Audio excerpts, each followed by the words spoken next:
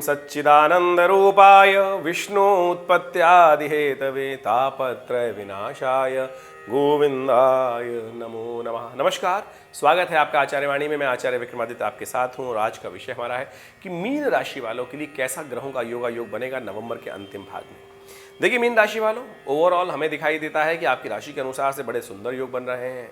इस वक्त ग्रहों का परिवर्तन आपके लिए बहुत अनुकूल दिखाई देता है। बृहस्पति महाराज आपकी राशि के स्वामी जो हैं बहुत शुद्ध अवस्था में बैठ गए हैं, धन लाभ के योग बना रहे हैं। बड़े बड़े साम्राज्यों में जिस प्रकार का साम्राज्याधिपति जो होते हैं उनकी कुंडली में जिस प्रकार का योग होता है वैसा ही योग आपकी राशि में बनता हुआ दिखाई दे रहा है नवंबर के अंतिम भाग में। तो ऐसे में आपको बस थोड़ी बातों का सावधानी के साथ उपयोग करना है, क्योंकि समस्या क्या हो गई है कि मंगल और शनि का टकराव उपस्थित हो गया है जो दिसंबर के अंतिम समय तक चलेगा। साथ साथ इन्हीं नवंबर के अंतिम भागों में बृहस्पति और शुक्र का भी क्लैश होने जा रहा है। देवगुरु और दैत्यगुरु दोनों आमने सामने आने के योग बना रहे हैं। ये थोड़ा सा मन में उन्माद उत्पन्न कर सकता है, अपनी कट्टरता को बढ़ाने के योग बनाते दिखाई दे रहे हैं दोनों अपने मत में कि ये भी ठीक है, मैं कह रहा हूँ ये ठीक है। तो ऐसे में अननेसेसरी चीज़ों से बचते हुए कार्य करने का प्रयास करना चाहिए।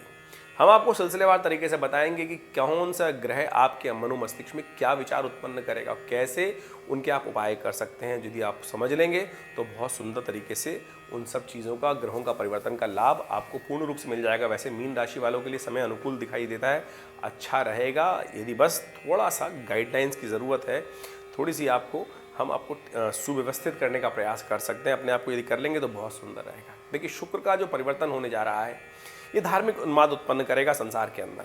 देख ही रहे हम लोग इस वक्त यूक्रेन में और विशेष तौर पे जहाँ पर यदि हम बात करें यूएई क्षेत्र के अंदर इजराइल में क्या चल रहा है, वो स्थिति और बढ़ने के योग बनते दिखाई दे रहे हैं।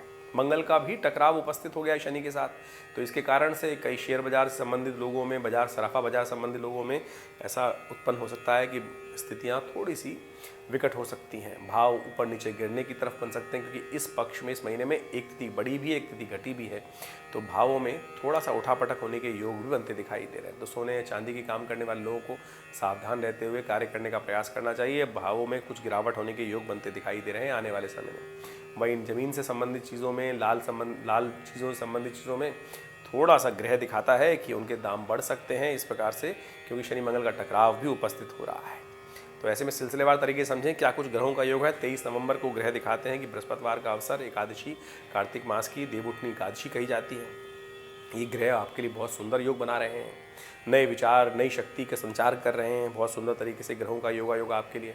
ऐसे में भगवान विष्णु का पूजन करके उनका चरणामृत ग्रहण करना आपके लिए नई शक्ति का संचार रहेगा। क्योंकि चरणामृत लेते हुए कहा जाता है ना, अकाल मृत्यु हरणम सर्वव्याधि विनाशनम विष्णु पादोत्कम पित्वा पुनर्जन्म न विद्यते। तो सुंदर योग है आपके लिए, सुंदर तरीके से पूजन करें भगवान विष्णु का।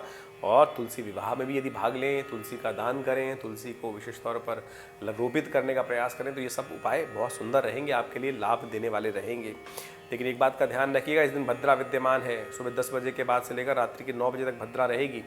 तो अनसूज साया जो नए मुहूर्त करने की तरफ जाते हैं लोग, उनके लिए केवल 10 बजे तक का ही समय सुबह का ठीक है। उसके बाद तो भद्रा रहेगी, तो कहीं ना कहीं विघ्न उपस्थित हो सकता है। तो सब कुछ समझ कर काम करना चाहिए। सुबह 10 बजे का समय ही तक का ही समय जो है वो अनसूज साय का है। उसके बाद समय पर भद्रा का साया रहेगा, तो उससे बचना चाहिए।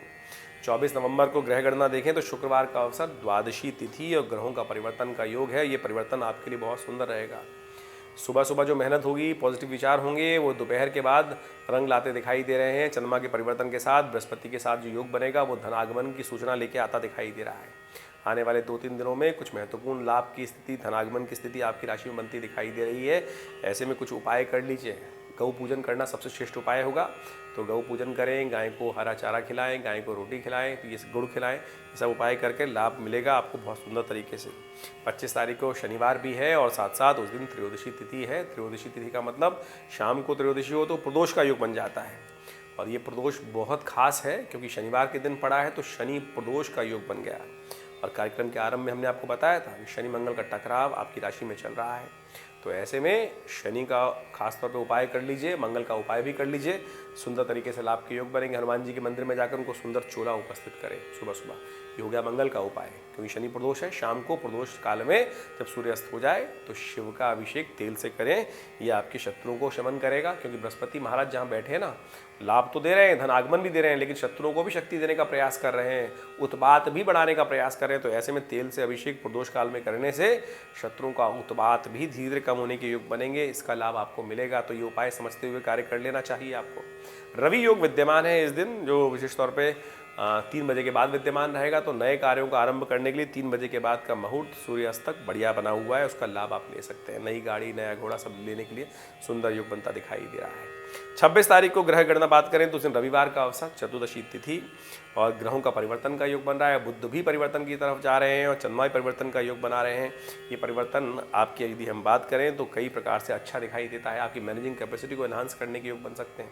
ये बुध का परिवर्तन आपकी चीज़ों को ऑर्गेनाइज करने के लिए हुआ है और बुध शुद्ध रूप से परिवर्तन की तरफ जा रहे हैं, ये आपके लिए बहुत सुंदर योग बना रहे हैं। तो आपकी जो इन दिनों विशेष तौर पे आने वाले 20-25 दिनों में बहुत सुंदर तरीके से चीज़ें फैली हुई थी, उनको ऑर्गेनाइज करने के सुंदर योग बन सकते हैं आपके लिए।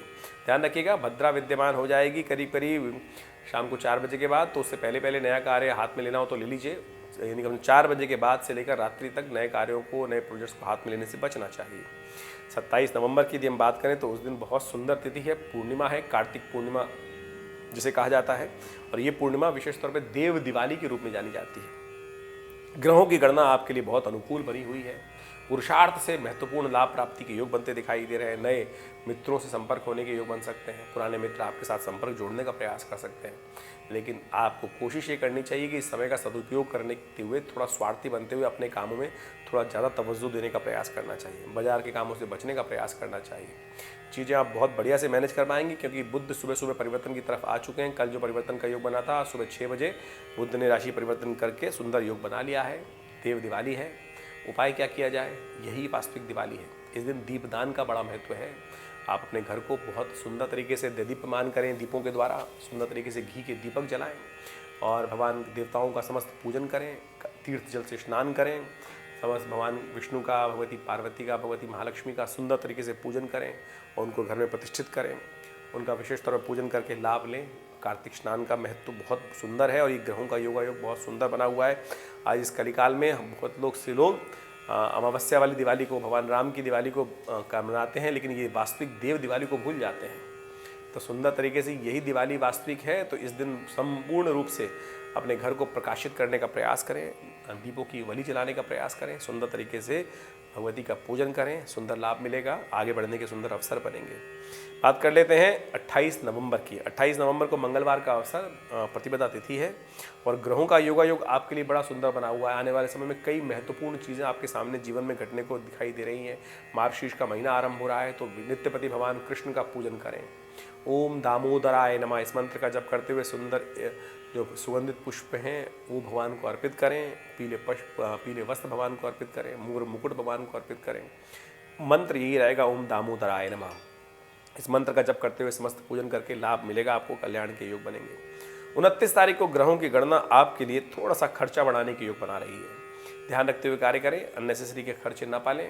धन आगमन की स्थिति तो बन रही है, लेकिन अननेसेसरी खर्चे भी लगातार आपका पीछा नहीं छोड़ने वाले, ऐसा योग बन रहा है। उस दिन शुक्र भी परिवर्तन की तरफ जा रहे हैं और ये परिवर्तन विशेष तौर पर यदि हम बात करें तो आपके लिए थोड़ा सा ग्रह योग दिखाता है कि कोई नई समस्या उत्पन्न करने के योग दे सकता है। और ये स्थिति ऐसी रहेगी कि आपको इसका उपाय जो कर लेना चाहिए वो रहेगा गौ पूजन। गाय को ज्वार, हरा चारा अपने हाथ से खिला के आना सबसे श्रेष्ठ उपाय है, क्योंकि ये शुक्र का परिवर्तन कुछ लंबे समय के लिए हुआ है। करीब 20-25 दिन तक आने वाले समय में शुक्र चलने वाले हैं आपके सप्तम, नवम भाव, अष्टम भाव में, और ये आपको थोड़ा परेशान कर सकते हैं। तो इसके लिए नित्य उपाय आपको करते रहना चाहिए, तो आपके लिए अच्छा रहेगा। सर्वार्थ सिद्धि योग विद्यमान है करीब करीब 2 बजे तक, और उस तक आप नया कार्य करने के लिए, नए मुहूर्त करने के लिए सुंदर योग मिल सकता है। नई वस्तुओं खरीदने के सुंदर योग चल रहा है, इसका लाभ ले सकते हैं। बस अभिजीत समय में जो यानी 12 बजे तक मुहूर्त रहेगा, 12 बजे के बाद ये अभी जो विशेष तौर पे जो राहु काल आरंभ हो जाएगा तो उससे बचना चाहिए। तो ओवरऑल मुहूर्त 12 बजे तक ही है, इसका ध्यान रखते हुए कार्य करें। 30 नवंबर को ग्रह गणना विशेष तौर पर ग्रहों का योगा योग जो बन रहा है वो आपके लिए खर्चे बढ़ाने वाला बन रहा है। धन आगमन के योग हैं, लेकिन जाने के योग ज़्यादा दिखाई देते हैं। तो यदि जाने का रास्ता आपने बंद कर लिया तो दिन आपके लिए शुभ हो जाएगा। और विघ्नों को दूर करने के लिए क्या किया जाए, क्योंकि उस दिन चतुर्थी व्रत भी है, तो श्री गणेश का स्तवन करें, गणेश जी का पूजन करें, गणेश जी को पीले पुष्प अर्पित करें, तो सुंदर तरह से लाभ प्राप्त होगा। लेकिन एक बात का ध्यान रखिएगा, दोपहर को करीब करीब 2:25 तक भद्रा विद्यमान है, तो नए कार्यों को, नए प्रोजेक्ट्स को हाथ में लेने से उस समय बचना चाहिए। 2 बजे के करीब करीब 3 बजे से मुहूर्त आरंभ होने जा रहा है, सर्वार्थ सिद्ध योग, उसमें नए कार्य कर सकते हैं, कल्याण के योग बनेंगे। और इन दिनों ग्रहों का योगा योग जो चल रहा है वो हमने आपको बताया। धार्मिक उन्माद बढ़ सकते हैं, सत्ता परिवर्तन के योग बनते दिखाई दे रहे हैं। साथ साथ शनि मंगल के टकराव के कारण से, बुध बृहस्पति और साथ शुक्र के टकराव के कारण से जो शेयर इत्यादि, सट्टा बाजार इत्यादि में काम करते हैं, उनको सावधानी के साथ काम करने की ज़रूरत है। कई चीज़ों में तिथि बढ़ने और घटने से दामों में भयंकर उठापटक होने के योग बन सकते हैं, तो हल्की सी असावधानी कहीं ना कहीं कष्ट भी दे सकती है। ओवरऑल आपकी राशि में जिस प्रकार के योग थे वो हमने आपको समझाए। इसके बाद भी आपके ग्रह योग क्या कह रहे हैं, आपकी जन्मपत्री क्या कह रही है, उसके साथ भी बहुत सारी चीज़ों को मिलाने का प्रयास करना चाहिए। उसके लिए आप हमसे संपर्क साध सकते हैं। नंबर्स आपके सामने स्क्रीन पर चल रहे हैं। धन्यवाद, नमस्कार।